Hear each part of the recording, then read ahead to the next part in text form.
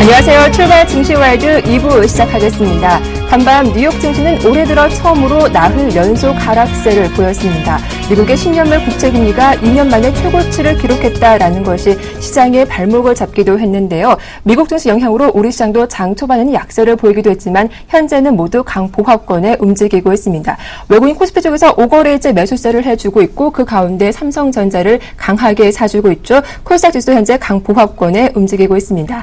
자, 출발 증시와이드 2부 어떤 내용으로 꾸려졌는지 주요 코너부터 살펴보고 돌아오겠습니다.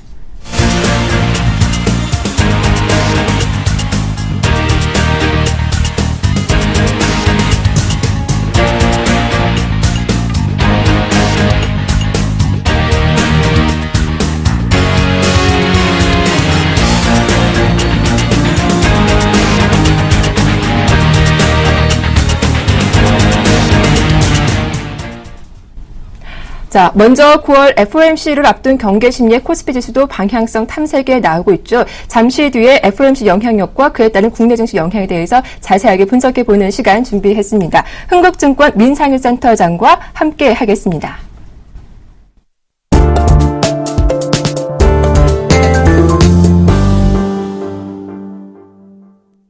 네, 센터장님 바로 만나보겠습니다. 안녕하세요. 네, 안녕하세요. 네, 반갑습니다.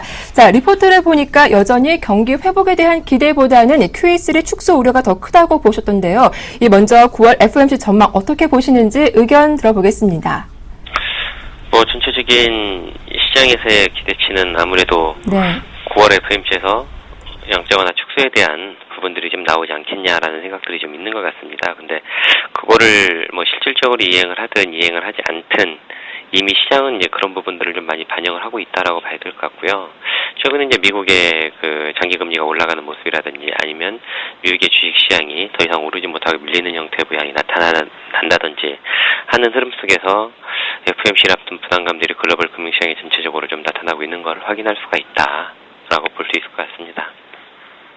그런데 최근 뉴욕 증시 3대 지수를 보니까 나흘 연속으로 하락하는 모습이 이어지고 있습니다. 특히 다우지수는 간밤에 간신히 15,000선을 지켜내면서 하락으로 마감 짓기도 했는데요. 그런데 이런 조정이 더 이어질 거라고요? 어떤 이유 때문인가요? 이제 고민을 좀 해봐야 되는 게 이런 건 것 같아요. 미국이 그동안 사실 많이 올랐거든요. 올해 기준으로만 보면은 한 20% 고점을 기준으로 봤을 때 한 20% 오르고 8월 초에 20%까지 오르고 좀 밀리는 모습이 나타나고 있는데 그러다 보니까 이제 많이 올랐다는 부담감들이 좀 크다라고 좀 봐야 될 것 같습니다. 많이 올랐다는 부담감을 이제 확인할 수 있는 걸로 흔히 이제 PER 이런 걸 많이 보는데 S&P 500 지수의 12개월 예상 PER을 보면 14.3배가 나와요. 2009년 말 이후에 가장 높고요. 그 다음에 지난 10년 평균이 14배 정도였으니까 일단 그거보다도 넘어섰습니다. 반면에 12개월 예상 EPS 수치 같은 경우에는 1개월 전 비교했을 때나 아니면 3개월 전과 비교했을 때랑 봤을 때 7월 말 이후에 봤을 때는 좀 둔화되는 형태의 모양이 나타나고 있기 때문에 미국 증시 전반적으로 아무래도 좀 부담감이 커지고 있는 것이 아닌가라고 지금 생각을 하고 있습니다. 그 얘기는 곧 안 그래도 이제 출구 전략과 관련된 부담감들이 있는 상황 속에서 밸류에이션이라든지 아니면 어닝이라든지 이런 부분들까지 전반적으로 미국 증시의 우호적인 형태로는 나타나지 않고 있다. 그래서 미국 증시의 움직임이 강하게 전개되기는 좀 쉽지 않은 상황으로 보는 것이 타당하지 않은가. 적어도 9월 중순에 FOMC가 있기 때문에요. 9월 초에 이제 미국의 그 고용 보고서가 나올 텐데 그때까지는 적어도 시장이 미국 증시가 그렇게 크게 움직일 수 있는 여건이 형성되기는 어렵지 않을까라고 판단을 하고 있습니다. 9월 FOMC가 지난 이후에는 좀 뚜렷한 방향성이 나올 수도 있을까요? 어떻게 보시나요? 그 부분에 대해서는. 글쎄요. 이제 어떤 식으로 거기서 정책 방향이 정해질지에 대한 이제 문제가 좀 될 수 있는데 사실 정확한 방향이 나오기는 어려울 거다라고 생각을 해요. 일단 그 정책의 변경이 시작된다면 시작되는 속도에 대한 부담감이 생길 수가 있고요. 그 다음에 되지 않는다면 또 언제 될지에 대한 고민이 있는 상태이기 때문에 9월 FOMC 이후에도 좀 걱정들은 이어질 것이다. 특히 버냉키 의장이 내년 초면은 자리를 물러나는 것들로 예정이 돼 있는 상태이기 때문에 그 버냉키 의장의 후임이 누가 될지에 대한 고민도 여전히 좀 남아있는 상태거든요. 그렇게 보면 9월 FOMC가 지난 다음에 뭐 단기적으로는 이제 그 이전에 시장이 많이 반영을 할 테니까 FOMC 이후에 조금 나아질 수는 있겠지만 하반기 중으로 쭉 본다면은 버냉키 이후에 대한 불안감들이 여전히 시장을 좀 장악하지 않을까라고 생각을 하고 있어서 부정적인 흐름 아니면 우려 섞인 흐름들은 좀 이어질 수도 있다 이렇게 판단하고 있습니다. 네, 9월 FOMC 이전이나 이후에도 뚜렷한 방향성 찾기는 좀 힘들겠다라는 의견 들어봤는데요. 그렇다면 미국 뉴욕 증시가 밀릴 때 한국 증시는 어떨까요? 국내 증시 전망과 전략 함께 부탁드리겠습니다. 이런 생각을 좀 해봐야 될 것 같습니다. 최근에 이제 우리 증시를 보면서 이런 얘기를 많이 했어요. 유럽 쪽 경제 지표도 좀 좋아지다 보니까 선진국의 수요 회복들이 좀 나아지는 게 아닌가. 미국만이 좋아졌는데 유럽도 좀 좋아지고 그러다 보니까 중국을 비롯한 신흥 시장들이 전반적으로 그런 수요 회복에 영향을 좀 입지 않을까라고 생각을 많이 하는데 아직 그런 측면에서 봤을 때 수요라는 부분이 그렇게 강하지는 않습니다. 유럽 같은 경우에도 뭐 독일, 뭐 프랑스 정도를 제외하기는 여전히 좀 안 좋은 상태의 흐름이 나타나고 있는 상황이기 때문에 전체적인 흐름에서 경기 쪽에 기대를 아직은 크게 갖기는 좀 이르다. 시차는 좀 있을 걸로 생각을 하고 있고요. 지금은 글로벌 경기가 선진국을 중심으로 회복되는 부분이 주는 긍정적인 기대감보다는 아무래도 미국의 정책이 변경될 수 있다는 부담감 쪽이 좀 더 포커스가 맞춰지지 않을까라고 생각을 하고 있습니다. 그 상황 속에서 미국 증시도 좀 부정적인 흐름이 나타나고 있기 때문에 우리 증시 역시 지금 지수에서 강하게 움직이긴 좀 어렵지 않을까라고 생각을 하고 있고 1950포인트까지도 코스피 같은 경우에는 매물 안팎이 좀 상당해요. 근데 거래가 좀 강하지 않은 상태이기 때문에 그걸 치고 나갈 수 있을 만큼의 수급상의 여력을 형성시킬 만한 논리가 그렇게 많이 형성되지는 않을 것이다라고 생각을 하고 있습니다. 그래서 시장은 여전히 좀 지금 지수에서 그렇게 크게 움직이긴 좀 어렵지 않을까 생각을 하고 있고 대형주는 최근 나타나는 흐름처럼 전체적으로 좀 순환매하는 형태의 흐름이 나타날 걸로 보고 있고요. 수익률 측면에서는 오히려 좀 대형주보다는 중소형주가 나을 것으로 판단하고 있습니다. 네, 이렇게 시장이 순환매를 돌기 때문에 좀 코스피보다는 수익률 측면에서는 코스닥 쪽이 더 유망하겠다라는 의견까지 들어봤습니다. 지금까지 흥국증권 민상센터장님과 함께했습니다. 도움 말씀 고맙습니다. 네, 고맙습니다. 자, 이어서 자산 수급 상황 살펴보겠습니다. KTB 투자증권의 김근호 과장과 전화 연결되어 있습니다. 안녕하세요. 네, 안녕하십니까. 네, 오늘 외국인 장초반부터 5거래일째 매수세를 보여주고 있습니다. 반면 기관 쪽에서는 나흘째 매도세를 이어가고 있는데 각 주체별 수급 상황은 어떻게 이어지고 있습니까? 네, 일단 외국인 같은 경우에는 현물은 좀 매수를 하는 모습이고요. 선물은 좀 순매도를 하는 모습입니다. 뭐 전체적으로 일단 최근에 이 외국인이 재차 좀 국내 증시에 매수 가담을 해주면서 국내 증시가 좀 반등할 수 있었던 어떤 계기를 좀 마련해 주는 것 아닌가라는 말씀을 좀 드리는데 일단 기존에 바로 직전에 한 1940포인트가 저항으로 좀 작용을 했습니다. 근데 저항대가 조금 낮아졌을 가능성도 좀 배제는 할 수가 없을 것 같다라는 말씀을 좀 드리고 싶고요.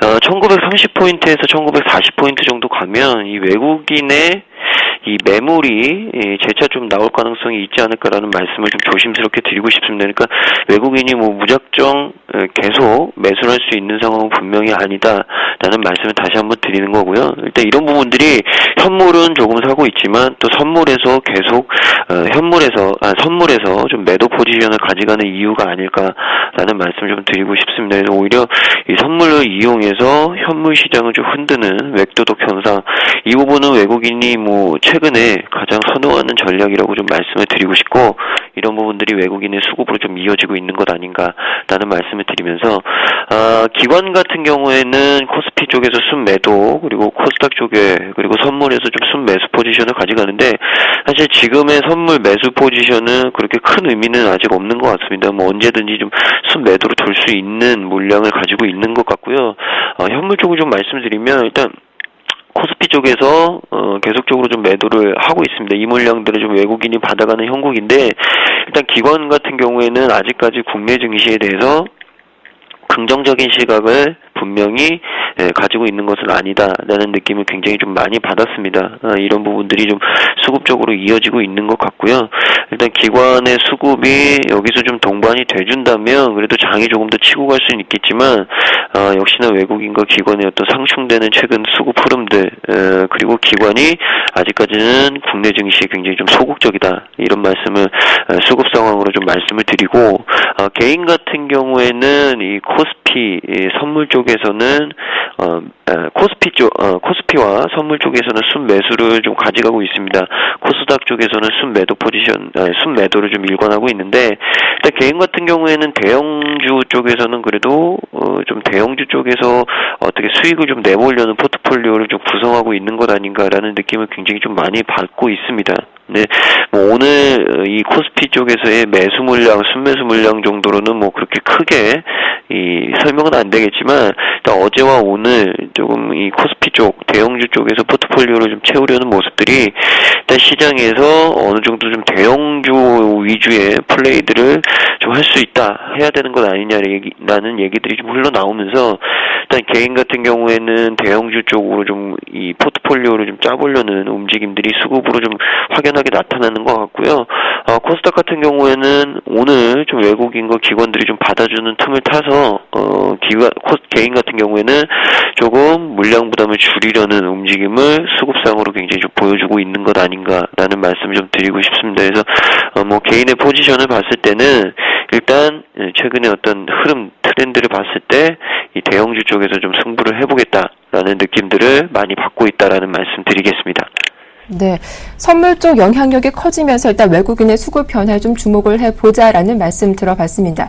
최근 코스피 지수가 박스권 내에서 좀 눈치 보기 장세가 연일 이어지고 있는데, 오늘 하루는 어떤 대응 전략으로 임해보는 게 좋을까요? 네, 일단 뭐 외국인 같은 경우에는 오늘 좀 빠진 만큼 기회를 좀 보는 수급 이 주체들의 어떤 심리 상태 좀 보였는데, 일단 미국 시장 같은 경우 뭐 FOMC 회의록이 뭐 공개가 될 예정이고요. 그리고 잭슨홀 미팅이 있기 때문에 사실 이 미국 증시가 그렇게 뭐 많은 움직임이 있었던 건 아닙니다. 굉장히 좀 눈치 보기가 심했고요. 이런 부분들을 좀 봤을 때는 이 미국 FOMC 회의록 공개에 따라서 이 양적 완화에 대한 발언이, 축소에 대한 발언이 좀 나올 것이다 라는 게 미국 내에서 좀 이어지고 있습니다.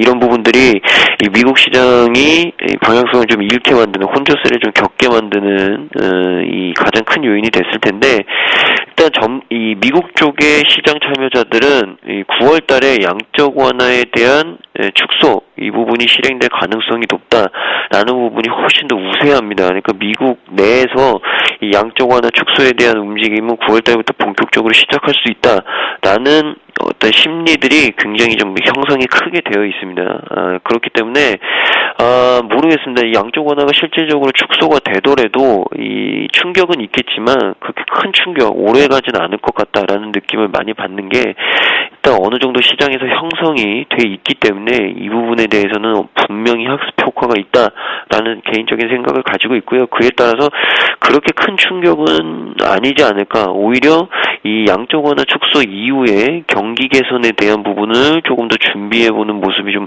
맞지 않을까라는 말씀을 좀 드리고 싶고, 이 잭슨홀 미팅 같은 경우에는 올해는 이 벤 버냉키 의장이 불참 의사를 좀 밝혔다고 합니다. 그러니까 뭐 시장에서 그렇게 잭슨홀 미팅에 대해서는 큰 이 기대를 하지 않고 있다라는 말씀을 좀 드릴 수 있을 것 같습니다. 이 미국에서 이 FOMC 의사록 공개와 잭슨홀 미팅이 가장 이 당면한 가장 큰 이벤트인데, 일단 잭슨홀 미팅은 다시 한번 말씀드리지만 버냉키 의장이 불참 의사를 밝혔기 때문에 이 부분이 시장 참여자들에게는 조금 큰 메리트는 아니다라는 말씀을 드리고, 오히려 회의록, 의사록 공개가 훨씬 더 중요하지 않을까라는 말씀을 드리고요. 이 양적 완화 축소란 게 뭐 미국에서만 그런 게 아니라 글로벌리 전체적으로 다 뜨거운 감자로 좀 떠오르고 있습니다. 그만큼 이 전 세계적으로 시장 모든 참여자들은 이 양적 완화 축소에 대해서 어느 정도 내성을 갖고 있다라는 얘기입니다. 그러니까 생각보다 충격이 덜할 수는 있다. 물론 충격을 피할 수는 없겠지만 덜할 수 있다라는 부분도 분명히 염두를 해두셔야 될 것 같고요. 오히려 이 양적 완화 축소에 좀 휘둘리기보다는 그 이후에 대비를 하는 것이 훨씬 더 이로운 투자 전략이 아닐까라는 말씀을 드리고, 이 종목별로 대응이 분명히 최근에 유리한 시점이 됐습니다. 종목 선정이 분명히 심혈을 기울이셔야 되고요. 시장은 분명히 박스권 흐름을 이어가겠지만 뭐 중장기적으로는 오히려 양적 완화 축소가 실행된 이후부터는 조금 더 달라질 가능성이 있다라는 말씀을 좀 드리고 싶습니다. 이 부분을 다시 한번 주질하시고 분명히 종목별로 좀 좋은 종목들, 종목 선정에 심혈을 기울이자. 물론 단기적이 아닌 중기적인, 중기 이상의 어떤 포트폴리오를 말씀드리는 거고요. 일단 최근 관심 업종을 좀 말씀드리면 제가 계속 말씀드렸습니다. 이 철강 업종과 화학 업종, 뭐 중국 관련주이기도 하지만 최근에 또 경기 민감 이런 부분들이 나왔기 때문에 굉장히 좀 주목을 해보자라는 말씀을 계속 드렸는데 이 두 업종 거기다가 하나 더 추가하자면 최근에 이 조선 업종이 굉장히 좀 눈에 띄는 것 같습니다. 어제 조선 업종들이 많이 올라왔는데 조선 업종 역시 대표적인 경기 민감주이기 때문에 이 조선 업종도 충분히 좀 추가를 할 수 있는 업종 아닐까라는 말씀을 드리고 중소형주 쪽에서는 뭐 LED에 대한 얘기는 제가 뭐 더 안 드려도 제 뭐 입이 아플 정도로 제가 시청자분들한테 많이 말씀을 드렸습니다. LED가 과거의 LED 업종이 아니다. 그리고 미국의 이 LED 회사, 글로벌 탑 LED 회사가 계속적으로 좋은 주가 퍼포먼스를 내는 데는 분명히 이유가 있다라는 말씀을 좀 드렸고요. 최근에는 언급을 잘 안 해드렸었는데 이 IT 쪽의 소수 종목들, 몇 개 종목들은 좀 괜찮은 것 같습니다. 사실 개인적으로는 IT 업종에 대해서 큰 긍정적인 기대감은 안 가지고 있었는데 이 몇 가지 종목들은 좀 눈여겨볼 만하다. 뭐 대표적으로 KH 바텍이라든지 아니면 뭐 우전의 난단이라든지 이런 부분들, 이런 종목들, 그러니까 뭐 업종이 아니라 종목별로 IT 쪽에 몇 가지 종목들은 그래도 기회가 있다라는 말씀도 덧붙여 드리겠습니다. 오늘 LED 관련된 종목 중에서 서울 반도체 같은 경우는 52주 신고가를 쓰면서 주가 4만 원대도 돌파하는 모습이 나오고 있는데 이런 종목들 추격 매수도 가능할까요? 어떻게 보시나요? 개인적으로 LED 업종은 네. 하반기까지 충분히 기회가 있다라고 저는 개인적으로 생각을 가지고 있습니다. 그만큼 뭐 많이 좋아졌고요. 업황도 좋아졌고 회사도 좋아졌고 다 긍정적이기 때문에 뭐 오늘 당장에 좀 붙는 거는 부담이 있겠지만 뭐 운봉 공략은 충분히 가능하다. 그러니까 지금 시세가 뭐 끝은 아니다라는 말씀으로 좀 종합해 드리고 싶습니다. 일단 하반기까지 긍정적인 흐름이 전망되기 때문에 눌림이 나온다면 그때 한번 대응해보자라는 의견까지 들어봤습니다. 지금까지 KTB투자증권의 김근호 과장과 함께했습니다. 도움 말씀 고맙습니다. 네, 감사합니다. 자, 이어서 선물시장 동향과 전략 짜보도록 하겠습니다. 선물왕 주쌤, 샘플러스 김도영 멘토 연결해보겠습니다. 안녕하세요. 네, 안녕하십니까. 네, 어제 낙폭을 줄이면서 선물지수가 마감을 지었습니다. 오후장 눌림 매수했다면 소폭 이익을 났을 것 같은데 현재는 어떤 흐름 보이고 있습니까? 네, 현재 우리나라 시장 같은 경우는 이제 해외 증시하고 전혀 다른 양상 쪽으로 간다라고 보시면 좋겠습니다. 개인 수급에 의한 변동성으로 출발이 좀 되었다라고 보시면 좋겠고요.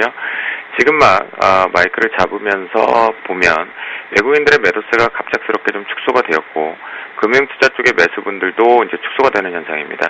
외국인들의 매도분이 급속도로 좀 줄어들면서 위쪽으로 상방으로 좀 슈팅이 나갔다라고 보시는 것이 가장 현명할 것 같겠고요. 현재 개인들 포지션 자체적으로 좀 시장에 주도했다라기보다는 좀 소폭이나마 포지션 자체를 잡고 움직였다라고 말씀을 좀 드리겠습니다. 그래서 선물 시장 쪽에서는 좀 대부분 쪽으로 현재 기준에서 횡보 자체적으로 지금 결정이 되어 있는데요. 일단 시장은 우상향을 가기 위해서 추가적으로 좀 준비를 하고 있는 상단을 좀 찍으려고 하는 모습들이 조금은 포착되고 있습니다. 옵션 쪽에서도 보시면 콜옵션 쪽에서는 지배력이 없는 반면에 풋옵션 쪽에서의 공격적인 외국인과 기관계 포지션, 매도 포지션과 개인들의 매수 포지션 이 부분을 놓고 봐서는 현재 시장 쪽에서는 좀 상단 쪽으로 좀 가려고 한다라고 보시면 좋을 것 같겠고요. 그에 따라서 시장이 슈팅이 나와 있다라고 보시면 좋겠습니다. 프로그램 자체적으로는 초반부의 매도 후위 부분에서 다시 한번 영향력이 좀 확대가 되긴 했었지만 막판 부분에서 지금 현재 막 기준에서 지수를 뚫어 올릴 때 이쪽 보시면 차익 쪽보다는 비차익 쪽에서 드라이브 자체가 살짝 꺾여서 올라오는 각도를 좀 보실 수가 있겠습니다. 그래서 이 모습 때문에 시장에 현재 지금 슈팅을 외국인들의 매도 포지션이 축소가 나오면서 위쪽으로 좀 뽑아낸 것으로 보실 수 있겠고요. 이문을 보면 결국은 큰 그림상으로 봤을 때는 모르겠지만 큰 그림을 말씀드릴 수는 없겠지만 현재적인 중기적인 그림에서는 위쪽이 맞다라고 말씀을 좀 드리겠습니다. 위쪽이 맞다라고 좀 말씀을 좀 드리겠고요. 이 부분은 상단을 한번 터치하러 갈 준비를 한다라고 보시면 좋겠습니다. 자, 결론적으로 이제 오늘장 대응 전략으로 가져가 보면요.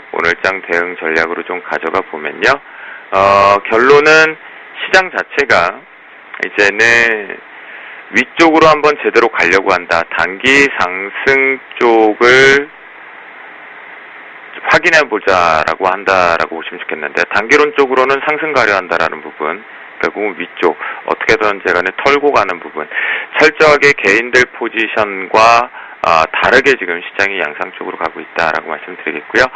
종가상 어제하고 마찬가지인 247.15 훼손되는지 안 되는지만 큰 그림식으로 보시면 좋을 것 같겠고요. 이탈 없다라면 위쪽이다라고 보시면 좋겠고, 금일자리 변곡점으로 위쪽으로 보면 이미 뚫어냈는데요. 249.30을 좀 뚫어냈기 때문에 위쪽 상단을 다시 한번 250.60 정도로 설정을 해서 좀 놓고 보시고요. 중간 밴드 248.40 정도로 설정을 좀 하시고요. 그리고 하단 밴드는 247.15와 바로 밑에 있던 10짜리를 어제와 같은 전략으로 보시면 좋겠는데요. 지금 현재 이렇게 뚱땡이 자체가 이쁜 양봉 뚱땡이들이 나오는 것으로 봐서는 시장은 일단은 개인들의 풋옵션 쪽의 포지션 자체가 풀리지 않기 때문에 그걸 뚫어내려고 하는 부분이다라고 보시면 좋을 것 같겠고요. 다른 부분에서는 일단 양상 쪽에서는 위쪽 고점을 일단 확인하려 한다.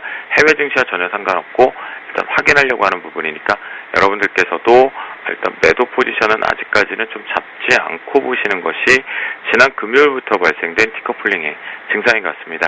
상단은 모두가 다 알고 있는 252대라는 거, 그 정도 좀 보시면 좋을 것 같겠습니다. 위쪽 상단 돌파를 시도하고 있다. 오늘 247.15 지지가 나온다면 상승으로 대응하자라는 말씀 들어봤습니다. 도움 말씀 고맙습니다. 네, 감사합니다. 예, 지금까지 샘플러스 김도영 멘토와 함께했습니다.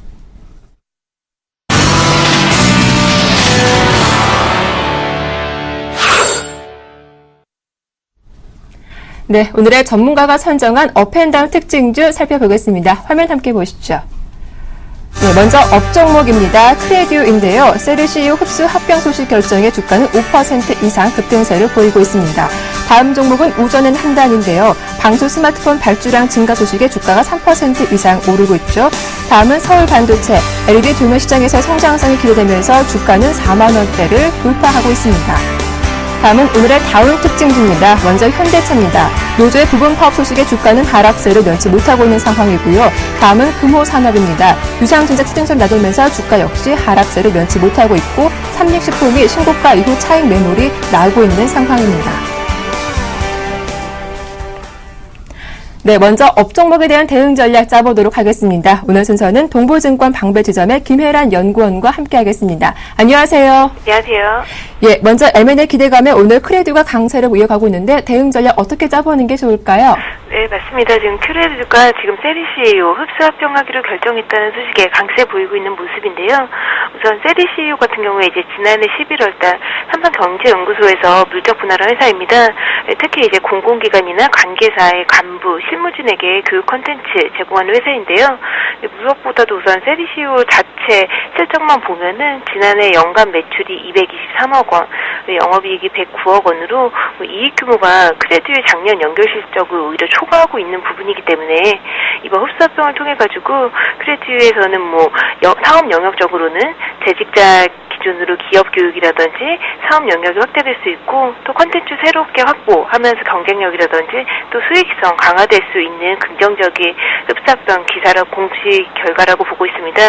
근데 이제 단기적으로는 흡수합병을 통해 가지고 신주 발행됨에 따라 가지고 이제 주가 희석 효과 나타날 수 있기 때문에 단기적으로는 좀 상승 이후에 조정 가능성 높다라고 보고 있고요. 근데 조정 이후에는 52주 신고가 추가 경신 가능한 시점이다라고 보고 있기 때문에 오히려 5만 원 선 아래에서는 조정 후에 매수 전략 제시드립니다. 두 번째 업종목은 우전엔 한단인데요. 스마트폰 부품 회사인 우전엔 한단이 이제 하반기에도 실적 서프라이즈 기대감과 이제 증권사들 호평에 힘입어가지고 강세 보이고 있는 모습입니다. 우선 우전엔 한단의 지난 2분기 매출액이 지금 전년 동기 대비해서 147% 증가한 1,669억 원이고요. 영업이익은 무려 572%가량 증가한 144억 원으로 깜짝 실적을 발표를 했습니다. 특히 우전엔 한단 같은 경우 이제 방수 기술이라든지 유리섬유 가공 기술 부분에서 경쟁사가 좀 따라올 수 없는 독보적인 기술력 갖고 있기 때문에 지금 뭐 블랙베리, 삼성전자, 소니 고객사가 점차 확대되고 있는 부분이고, 그리고 이런 방수 기술 스마트폰의 경우 보면은 이제 일반 스마트폰 대비해가지고 납품 단가가 2배 이상 높기 때문에 뭐 수익성 부분에서도 월등한 모습 지키고 있는 상황입니다. 그리고 이제 3, 4분기 말에 보면 추가적인 라인 증설을 하면서 중국의 지금 주방용품 시장 진출 가속화할 것으로 보고 있기 때문에 뭐 하반기에도 우전해야 한다는 실적 서프라이즈 지속될 것으로 보고 있고요.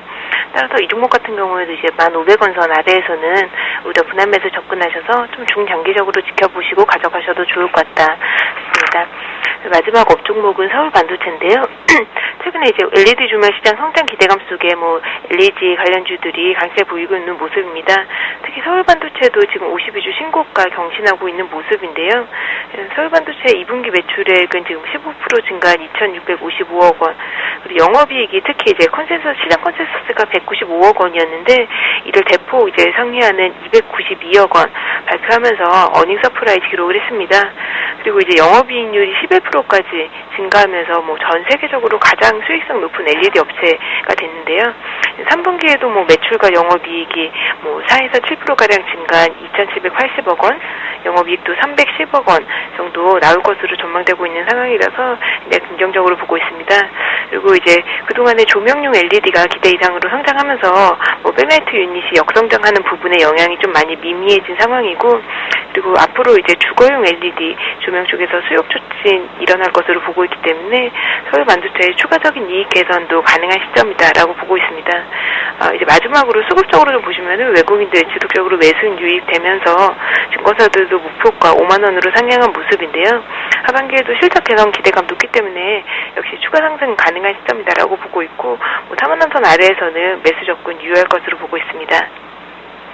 이렇게 업종목에 대한 대응 전략 잘 들어봤습니다. 고맙습니다. 감사합니다.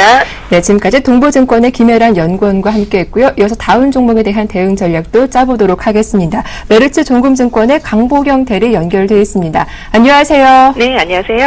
예, 먼저 현대차 파업 소식 전해지면서 장 초반은 2% 넘게 하락세를 보여주는데 현재는 아래꼬리에 달린 것 같습니다. 대응 전략 부탁드릴게요. 네, 현대차, 기아차까지 파업 우려감에 의해서 주가가 약세를 보이는 상황입니다. 하지만 지금 아래꼬리를 달면서 이거래일세 내림세를 연속하고 있지만 그 폭을 좀 줄이고 있는 상황인데요. 현대 기아차 주가가 약세를 보인 것은 현대차의 부분 파업 돌입과 기아차의 파업 시행 가능성에 대한 우려감에 따른 것입니다. 전날 현대자동차 노조는 올해 회사와의 임금 및 단체 협약 교섭이 여의치 않자 20일과 21일 부분 파업 일정을 확정했다라는 내용이 있었습니다. 노조가 22일 사측과 임단합을 재개하면서 회사의 성실 교섭을 촉구하는 의미로 정상 조업할 예정이다라고 나오는데요. 향후 파업 일정은 앞으로 좀 향후 흐름을 보면서 좀 결정해야 될 것 같다라는 내용입니다. 업계 간에 계속 이 파업에 대한 부분이 부각이 되면서 장중 주가 흐름에도 좀 영향이 있는 모습인데 아직까지 크게 반영되는 모습은 아닙니다. 지금 주가를 보시면 아시겠지만 장중 2% 가까이 하락을 하다가 지금 다 회복을 한 모습인데요. 이미 노조 문제에 따른 디스카운트 요인들은 주가에 좀 선반영이 됐다라고 볼 수가 있겠고, 이 부분에 따른 밸류에이션 정상 가능성이 좀 상존한다라는 부분을 감안했을 때는 조정시 매수 관점 계속 유효하다라고 말씀드리겠습니다. 장중에 23만 원 이탈했을 경우에 하방 경직성을 유지하면서 외국인이나 외국인에 대한 외국인들이 매수가 좀 강하게 들어오는 모습 보이고 있는데, 오늘도 메릴린치나 시티그룹에 대한 매수 강도가 좀 센 상황입니다. 23만 원이 깨지면은 단기 트레이딩 정도로 매수 관점 계속 유지하겠습니다. 그리고 두 번째 종목은 금호산업입니다. 금호산업 어저께 장 마감 전후로 해서 유상증자 추진설이 나왔었죠. 그러면서 약세를 좀 보이고 있는 상황인데, 이 종목도 오늘 장중에 10% 넘게 하락을 했다가 다 회복을 하는 모습입니다. 현재 1.9% 하락한 23,300원 보이고 있습니다. 전날 한국거래소가 금호산업에 대해서 이 조회 공시를 요구했는데 답변 시한은 오늘 낮 12시까지입니다. 최근 금호산업 채권단이 금호아시아나그룹 순환출자를 허용해서 금호산업 재무구조 개선에 나서기도 했는데요.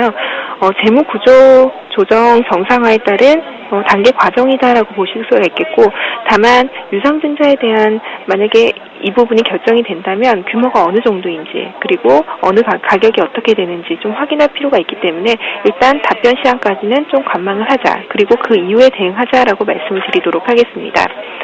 그리고 마지막 종목, 마지막 자원 종목은 삼립식품이라는 종목입니다. 장중에 5% 넘는 하락세를 보이다가 이 종목도 아래 꼬리를 달면서 올라오고 있는 모습인데, 삼립식품은 최근에 이 SPC 그룹 내 유일한 상장회사라는 장점으로 올 들어 주가가 80% 이상 폭등을 했습니다. 그 부분에 따른 차익 실현이라고 보시면 되겠고요. 특별한 악재 요인은 없습니다. 이 SPC 그룹 내 이 유일한 상장회사인 삼립식품은 SPC 그룹에 대한 투자 대안으로 부상을 하고 있다라는 부분인데요. 제과 제빵 프랜차이즈 식소재 납품을 확대하면서 점차 프랜차이즈 사업의 수혜를 받는 사업 구조를 갖춰가고 있습니다. 작년 말에 한때 2만 원을 윗돌기도 했는데 2만 원 저점을 찍고 다시 4만 원대를 넘어서면서 현재 43,200원 보이고 있는 상황입니다. 지난해 하반기부터 나타난 음식료 업종에 대한 재평가 흐름이 어느 정도 일단락된 상황에서도 자유롭다라고 볼 수가 있겠는데요. 일반 빵을 주력으로 하는 회사에서 이 SPC 그룹의 중심 회사로 거듭나는 모습은 시장에서 굉장히 긍정적으로 받아들이는 모습입니다. 그리고 최근 SPC 그룹에서 웅진식품 인수전에도 뛰어들었는데 여기서도 삼립식품의 역할이 좀 기대되고 있는 상황입니다. 결론적으로 말씀드리면 오늘 조정, 장중 조정이라고 확인을 할 수가 있겠죠. 장중 조정 이용해서 매수 가능하다라고 보고 있고, 제가 이전에 오늘 장중 조정 41,600원 정도 갈 때 41,500원이 깨지면은 무조건 사자라고 말씀드리려고 했는데 이미 그걸 터치하고 온 상황입니다. 그렇기 때문에 지금 상황에서는 장중 조정을 이용해서 매수하자라고 말씀드리고, 가격은 43,000원을 이탈하고 만약에 42,000원을 이탈해서 좀 장중에 흔들린다면은 충분히 적극적으로 매수가 가능한 관점이다라고 말씀드리도록 하겠습니다. 대리님, 앞서 현대차는 23만 원 주가 아래에서는 추가 매수 가능하다라는 의견 들어봤는데 현대차는 그렇고 기아차는 어떻습니까? 기아차도 같은 의견이신지요? 기아차, 저도 기아차 네. 굉장히 관심이 많은 종목인데 기아차를 보시면 아시겠지만 빠질 때 사면은 수익이 나는 종목입니다. 네. 오히려 올라왔을 때는 한번 팔아주고 빠질 때는 사고 이런 식으로 아직까지 박스권 매매가 가능하다라고 보이는데요. 어떻게 보면 수급은 현대차보다는 기아차가 더 좋은 상황입니다. 외국인과 기관들이 동반 관심을 갖고 있는 상황이고요.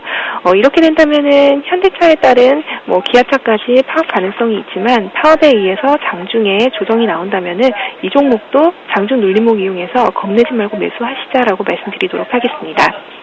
조금 더 자세하게 가격대에 대한 질문 드리겠습니다. 기아차 적정 매수 가격은 어느 때가 좋을까요? 지금 62,000원을 이탈했을 경우에는 충분히 네. 매수 자리가 나오는 것 같습니다.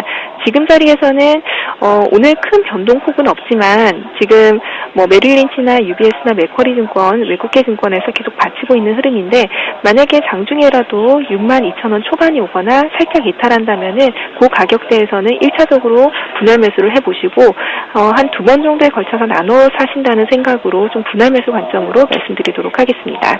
네, 기아차 수급도 양호하기 때문에 박스권 트레이딩 전략 괜찮겠다라는 말씀 들어봤습니다. 지금까지 메르츠 종금증권의 강보경 대리와 함께했습니다. 도움 말씀 고맙습니다. 네, 감사합니다.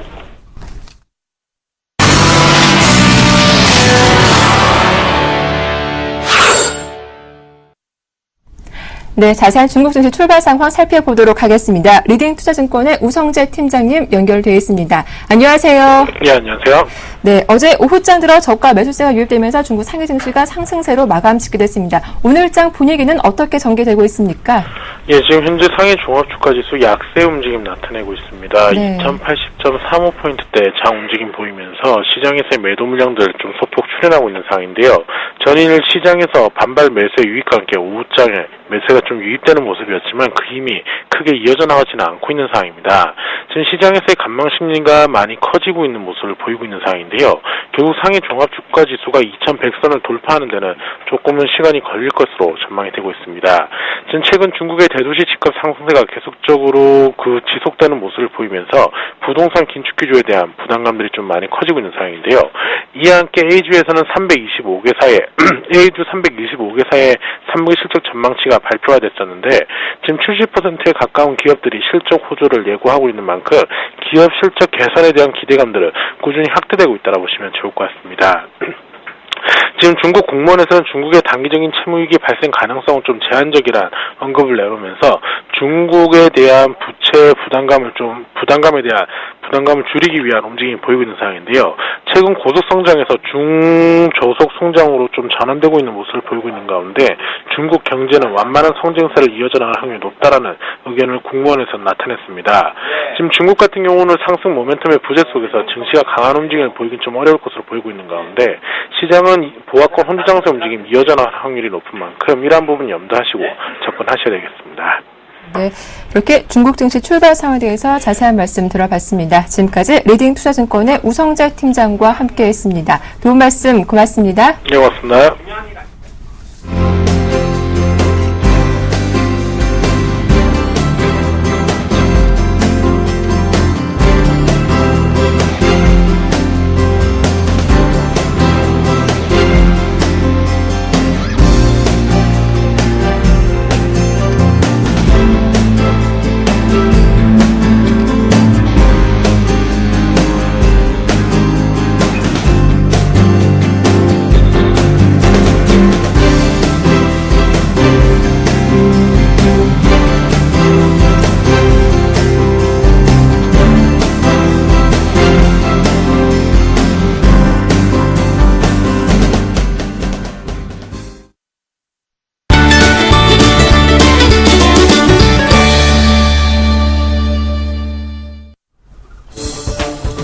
안녕하십니까. 김선인의 차트민주 시작하도록 하겠습니다.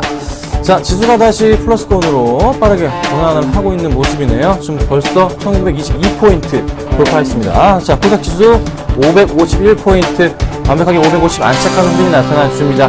자, 뭘 봐야 될까요? 이 지수 상황에서 어떤 거를 정말 중요하게 보셔야 되는지 제가 딱 간략하게 한 말씀을 좀 드려볼게요. 자, 글로벌 지수가 하락을 합니다. 지금 다우 지수가 며칠째 빠지죠? 4일째 빠지고 있습니다. 꾸준하게 흘러내리고 있단 말이에요. 유럽 증시도 마찬가지로 재미가 없는 상황입니다. 근데 국내 지수 왜 이렇게 잘 버티고 있을까요? 외인들 지금 오늘까지 5일 연속 매수가 잡힙니다. 외인들이 굉장히 많은 물량을 들어와주고 있는데 전 이렇게 봅니다. 확실하게 지금 뒤에 남아있는 악재들이 있어요. QE, 축소에 대한 부분, 약정한 축소가 있고요. 또 하나 뭐가 있죠? 다음 달에 여러분 까먹으신 거 아니죠? 기억하셔야 돼요. 동시만기 있습니다. 그쵸? 당연히 그 영향을 다음 달 초반에 받을 텐데 당분간으로 봤을 때 외인들이 봤을 때 글로벌 지수 대비해서 낙폭이 가장 심했던 바로 그 글로벌 지수가 바로 코스피란 말이에요. 코스피 쪽으로 해서 단기간 물량이 좀 들어오지 않나 판단되고 있고요. 오히려 8월 말쯤부터 한 이번 주 금요일이나 아니면 다음 주부터 해서는 조금씩 외인들의 매도가 잡힐 수도 있지 않을까라는 생각이 듭니다. 그러면 지금 이렇게 잘 가더라도 그래도 꾸준하게 갈 수 있는 게 뭐가 있을까요? 저는 코스닥인 것 같아요. 코스닥 지금 실적 발표 잘 이어지고 있고요. 실적이 좋은 종목들 잘 지금 날아가고 있습니다. 그렇죠? 바닥권 찍고서 잘 올라가고 있어요. IT 관련주들이요. 코스닥 역시나 외인들이 지금 오늘장까지 해서 5일 연속 매수가 들어와주고 있습니다. 이 흐름 꺾이지 않는다고 판단되고요. 아까 말씀드렸던 QE 축소와 동시만기 때 가장 잘 피해갈 수 있는 미꾸라지 같은 게 또 코스닥입니다, 여러분. 걱정 마시고요. 코스닥 중심으로 해서는 당분간 추세는 꺾이지 않을 것으로 판단됩니다. 잘 판단하시고 대응을 좀 부탁드리고 먼저 말씀을 드려봤고요. 조금 이제 어느 정도는 이 지수에 대한 부분보다는 코스닥의 실적주 중심으로 한 매수 전략이 가장 필요한 시점 한 번 더 좀 말씀드려볼게요. 자, 종목 보겠습니다. 수익 실현 한 종목이 있었습니다. 어제 추천드렸던 종목이 대박이 났습니다. 여러분 좀 말씀드려볼게요. 자, 하이셀을 어제 말씀을 드렸어요. 말씀드리자마자 그냥 막 사시더라고요. 네, 매수가 2,445원이었는데요. 어제 고가 기준으로 11.7%까지 갔습니다. 현재가에 매도하셔도요, 한 7, 8% 수익 중입니다. 굉장히 좋은 수익을 내고 있는 상태입니다. 그게 있어요. 제가 이슈로 말씀드렸던 게, 갤럭시 노트 3랑 갤럭시 기어, 갤럭시 기어는 스마트워치잖아요. 스마트워치가 약간 플렉서블 가능성에 대한 부분. 그래서 아이컴포넌트랑 하이셀이 같이 움직입니다. 어제적인 하이셀이 대장주로 같이 움직여주면서 주가가 큰 폭으로 가고 있던 모습이 잡혔다는 거 잊으시면 안 될 것 같습니다. 그리고 뭐 파라다이스랑 에강리메텍, 캠트로닉스는 홀딩 중이니까요. 걱정하지 마시고 가져가시면 될 것 같고요. 마지막에 추천드렸던 하이셀만 한 번 더 네, 차트를 보면서 설명을 한번 드려보도록 하겠습니다. 자, 오늘도 2% 이상 반등을 줍니다. 하이셀 잘 움직여주고 있고요. 현재 한 7% 정도 아마 수익 중이실 겁니다. 이 종목 팔아야 될까요? 가져가야 될까요? 자, 기사로 잠깐 뉴스 열어볼까요? 플렉서블에 대한 이야기 자체가 아직 나온 게 없어요. 그러면 한번 뉴스 기사가 한번 터져주게 되면요, 이거 한 번 더 튀어 올라갈 겁니다. 그때 매수하셔야 됩니다. 그럼 가격이 얼마까지 갈까요? 제가 보건데 한번 상한가를 가게 된다면은 한 2,800원 이상까지 갈 수 있잖아요. 그러면 저는 하이셀에 대해서는 2,800원 정도까지는 한번 보유 전략을 짜보자라고 말씀을 좀 드려볼게요. 조금 더 갈 수 있지 않을까. 지금 현재가에서 그럼 매수를 해야 되냐? 너무 큰 비중은 말고요. 조금의 매수는 좀 가능하지 않나 판단됩니다. 대신에 음봉을 그리면서 2,500원 깨고 치고 내려갈 때는 깔끔하게 정리하셔야 됩니다. 놓치지 마시는 대응. 약간 위험한 종목이기도 하지만 저는 약간의 테마성과 뉴스 기사하고 호재를 노렸기 때문에 매수가 들어갔던 거고, 저희가 어떤 종목 추천합니까? 제가 차트 위주 추천하잖아요. 그래서 추천드렸습니다. 너무 걱정 마시고요. 조금 더 지켜보도록 하고요. 좀 이제 어제 한 종목 더 말씀드려볼게요. 파라다이스 얘기를 좀 해볼까요? 파라다이스가 어제 기간 매수 1위 종목이었습니다. 굉장히 많은 물량을 기관들이 매집을 했어요. 그런데 추천드린 이후에 지금 마이너스 한 3% 정도가 나고 있는 상태입니다. 저는 큰 걱정은 안 합니다. 왜냐하면요, 이 종목 지금 다시 기관들의 수급 자체가 살펴볼게요. 매수세로 전환이 되고 있는 모습이 잡힙니다. 특히나 어제 기간 파라다이스 92,000주 매수가 좀 들어왔습니다. 바닥권부터 해가지고 다시 기관들의 매수가 포착이 되고 있다는 것은요, 더 이상의 하락, 더 이상 바닥을 뚫고 내려갈 염려는 하지 않아도 된다는 소리거든요. 그러면 이 바닥권부터 해서 다시 치고 올라간다면 충분하게 어느 라인까지, 자, 61선, 120선 라인이 얼마죠? 한 23,000원 라인이네요. 이 정도 라인까지는 상승 가능성이 있지 않을까 판단됩니다. 단계적인 부분이고요. 조금 더 길게 본다면은, 좀 더 크게 본다면은, 한 어느 정도 고점 라인 26,000원까지는 아니더라도, 한 24,000원, 5,000원 정도 라인까지는 상승 가능성이 있지 않을까 판단됩니다. 지금 기회이고요. 놓치지 마시고서 대응을 좀 부탁드리고요. 추가 매수 가능하다 말씀을 드리고, 역시나 보유하고 계신 분들은 홀딩 전략을 말씀을 드려보겠습니다. 자, 오늘 두 가지 종목 가지고 나왔습니다. 한 종목은요, 집 나갔던 연기금이 돌아온다 말씀 드려볼까요? 연기금이 굉장히 다시 돌아오고 있다. 라는 거 말씀 드려보고요. 또 한 종목은, 얘는 너무 빠졌어. 말도 안 되고 빠지니까 다시 주가가 상승하는 흐름이 나타나줍니다. 바닥 확인하고 가는 종목 말씀을 좀 드려볼게요. 자, 첫 번째 종목입니다. 집 나간 연기금이 돌아온다 말씀 드렸잖아요. 테크인을 좀 말씀을 드려보겠습니다. 자, 테크인이라는 종목, 이 종목은요, 어떤 종목이었냐면요, 정말로 연기금이 쉬지도 않고 매수를 하던 그런 종목 중에 하나입니다. 굉장히 많은 물량이 연기금 매수를 했다 말씀을 드리면서 수급창을 열어보자면요, 정말 꾸준하게 굉장히 오랜 시간 동안 연기금의 매수가 진행됐던 종목입니다.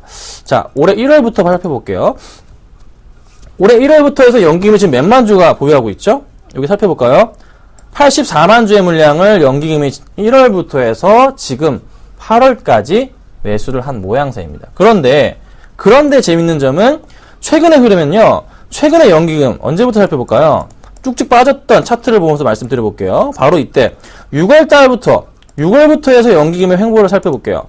6월부터 살펴보자면요, 연기금은 정말로 굉장히 많은 물량, 5월달부터 팔았네요. 자, 5월달부터 시작해서 물량 자체를 던져주면서 23만 주 이상의 물량을 던졌습니다. 그런데 어느 정도 소화가 완료된 시점이라는 소식을 제가 조금 접했는데, 확실하게 연기금이 마무리를 지어주면서 어제 장에서 기관들의 매수가 잡히는데 그게 연기금이었고요.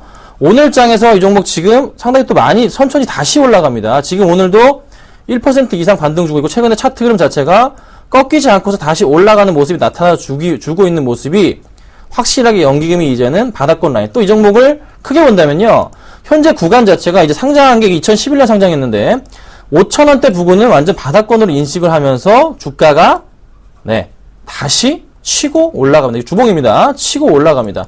이 흐름이 지금 나오고 있는 게 제 눈에 딱 보이네요. 포착이 됐습니다. 그렇다면 오늘도 만약에 연기금이 매수가 들어올 가능성도 좀 크지 않을까 판단되는 부분이고요. 상승을 준다면은 좀 더 크게 못 가도 이 종목은 장기적으로 볼 때 한 7,000원, 뭐 7,500원 정도까지도 가능하지 않나. 연기금 아마 이번 주부터 해서 계속적으로 또 실적이 다시 3분기부터 굉장히 좋아지는 종목 중에 하나예요. 걱정 마시고서 대응을 좀 부탁드리고요. 말씀드리자마자 벌써도 30원이 오르네요. 너무 막 사지 좀 마십시오. 제가 부담스럽습니다. 50원까지 갔습니다. 제발 참아주세요, 여러분. 잠깐만요. 자, 그 다음 종목은 인터플렉스입니다. 자, 인터플렉스 역시 좀 바닥권 라인부터 해서 주가가 다시 상승을 줍니다. 정말로 이 종목에 대한 부분 고민들이 굉장히 많으실 것 같아요. 자, 유상증자권, 뭐 블록딜권 이런 문제가 항상 발생할 때마다 BW권 발생할 때마다 주가가 크게 하락을 합니다. 그런데 그 뒷면에 있는 내재되어 있는 부분을 살펴보자면요. 바닥에 대한 인식, 특히 인터플렉스 같은 경우에는요. 이 바닥 벌써 3바닥, 4바닥이랄까요? 한 번, 두 번, 세 번, 네 번째 바닥을 확인한 이후에 주가가 다시 치고 튀어 올라가고 있거든요. 그때마다 못 갔던, 가장 갔는데도 정말 못 갔던 라인이 얼마죠? 47,000원 라인이에요. 항상 치고 올라갔다고요. 그 이상까지는. 그쵸? 한 번 올라갔고요. 두 번이었고요. 세 번이었고요. 저는 이번도 사실 47,000원 이상을 기대합니다. 근데 혹시나 또 마찬가지로 인터플렉스 기술력 있는 회사이고요. 새로운 스마트폰 지금 계속 나오고 있잖아요. 인터플렉스 기술력? 예, 다 들어갑니다. 애플 들어가고요. 삼성 들어가죠. 정말 좋은 기술력. FPCB 업체 중에 대장주 업체잖아요. 애플이 또 새로운 스마트폰 또 꺼내 옵니다. 삼성 노트 꺼내 옵니다. 다음 달입니다, 여러분. 여타 마찬가지로 하이셀처럼 또 한번 날아갈 수도 있는 종목이 될 수도 있어요. 크지만 살 수 있는 종목인 것 같습니다. 정말로 수급적인 측면도 잠깐 말씀드려보자면요.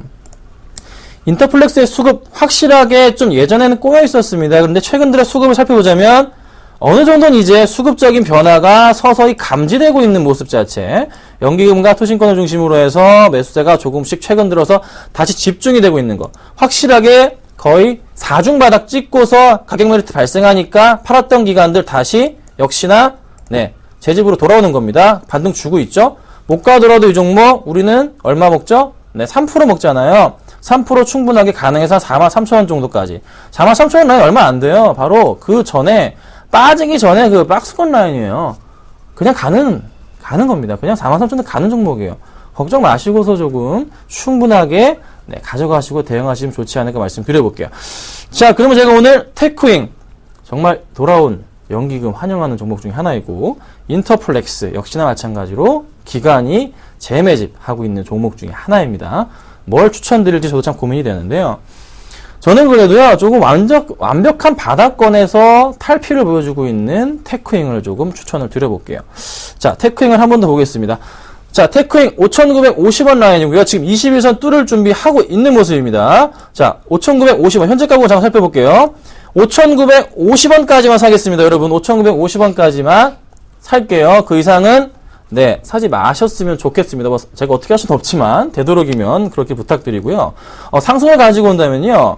충분하게 21선 뚫고 올라가주면서 충분하게 제가 말씀드린 목표가 항상 얼마죠? 저희 차트 뮤인도 단기잖아요. 3% 딱 공략할 수 있는 그런 종목이 될 수도 있을 것 같아요. 오늘까지 만약에 연기금이 들어왔다, 기간이 들어왔다, 이거 정말 대박입니다. 그땐 정말 놓치지 마시고 비중 크게 가져가십시오. 크게 볼 수 있는 종목이 될 것으로 조금 확신하고 있습니다. 자, 오늘은 제가 테크윙을 말씀을 드려봤고요. 3% 한번 또 노려보는 종목으로 한번 선정해봤습니다. 김서진의 차트 뮤인주 마치도록 하겠습니다. 감사합니다.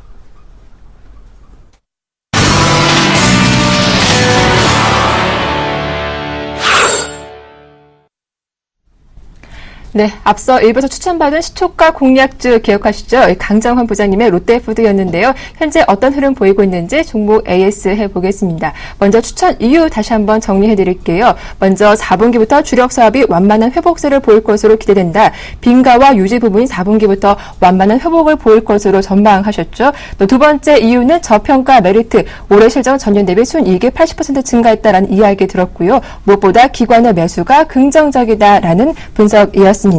대응 전략 보겠습니다. 오늘 시초가 공략주였는데요. 시초가가 63만 6천 원이었죠. 현재가는 0.47%대에서 움직이면서 63만 9천 원대 움직이고 있습니다. 일단 목표가가 69만 원, 69만 5천 원까지 한번 바라보자라는 의견이었고, 손절가가 지난 저점이었죠. 62만 원대 하회 시에는 바로 좀 손절하자라는 의견 주셨으니까요. 대응 전략 잘 기억해 두시길 바라겠습니다.